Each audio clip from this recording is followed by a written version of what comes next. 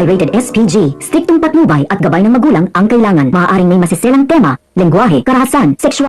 Good morning and welcome sa aking munting channel. Ito ngang si Tanggol ay hindi mapalagay dahil nga sa paghihirap ng kanyang kalooban at puso niyang nagdurusa dahil nga sa pagkawala ng kanyang minamahal na si Mokang, kung kaya't dito nga niya naisipang puntahan itong si Chief Espinas para humingi uli ng isang pagkakataon na matapos nila ang kanyang misyon kasama nga ng kanyang grupo.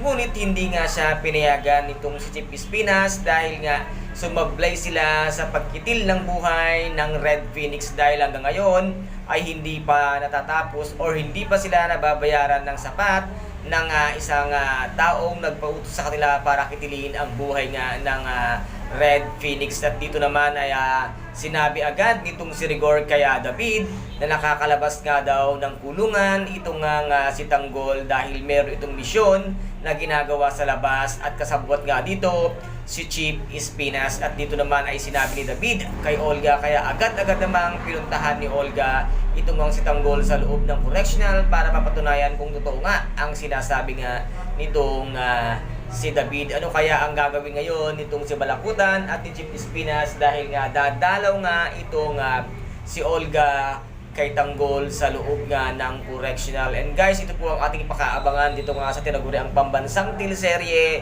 FPJ ang Batang Quiapo. At kung nagustuhan po ninyo ang aking video for today, paki-subscribe na lamang po ng aking channel, paki-like and share para maging update kayo sa lahat ng gagawin kong video. Maraming salamat po. Ingat, God bless and bye-bye!